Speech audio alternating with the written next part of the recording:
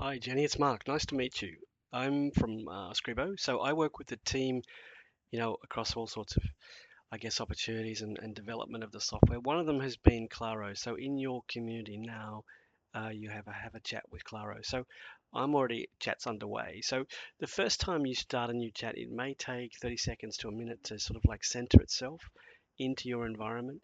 Obviously, I'm up and running here. So look, honestly, rather than bash on and try and imagine what you will ask it, there's a whole bunch of simple commands that we can have here. Just hit the slash. So if you want to get a summary, for example, I know now instantly you've got a couple of classes, room 16, room 5. Um, we work around the concepts of deltas and z-score. So z-score uh, is very well. It's not different to an effect size in some ways, but effect size is across a class with at least 12 kids, and it shows the effectiveness between activities. So if you were obviously teaching today and you're teaching next week, you could look at the effect size of your teaching as an average across the students who are involved there. The z-score breaks down into it works off the mean of the class, and basically tracks students at a standard deviation increment past the mean. So it works with the deltas. The deltas are movement between writing checks. So if I had 10, 10 grammar errors, and then I had 8 grammar errors, obviously there's a delta of -2. But overall, against the mean of the class, that doesn't mean I'm getting better.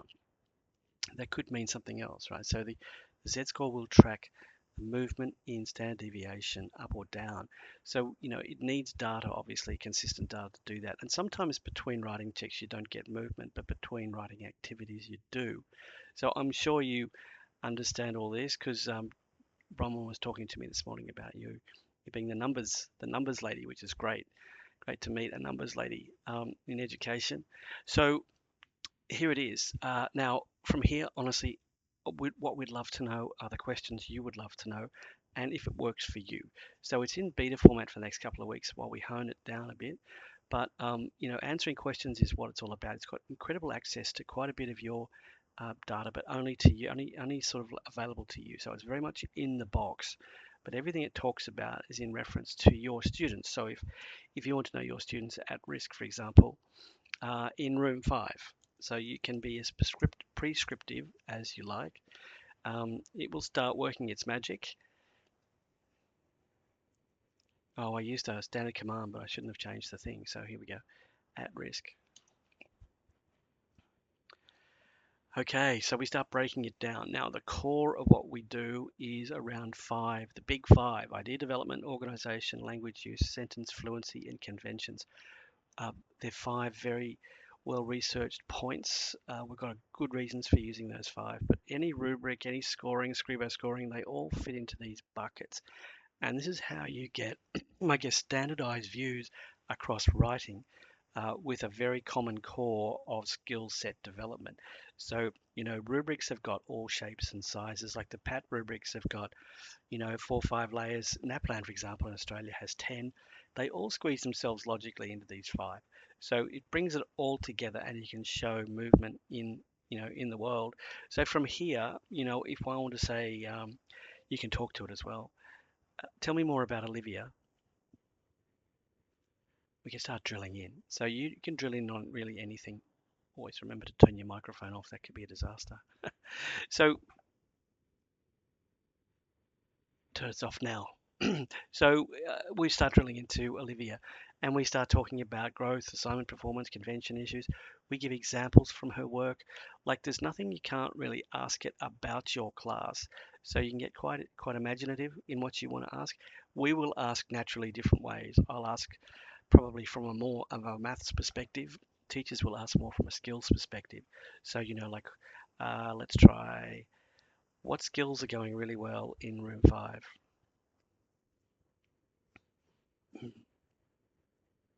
Okay, this is live. I'm not editing this video. So really, I mean, what we've got running in room 5.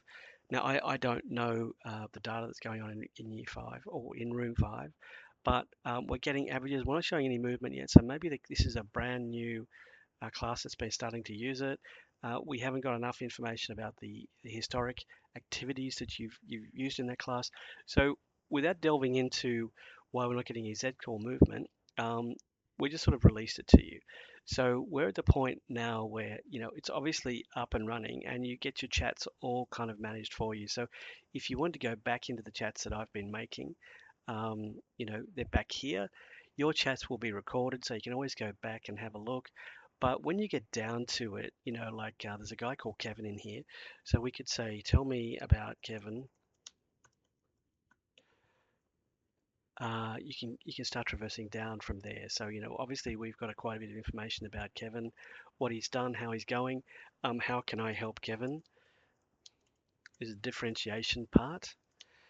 So we don't have to go thinking too much. We can actually let the system start bringing out examples of Kevin's work, starting to focus you in as a teacher on what you need to talk to Kevin about.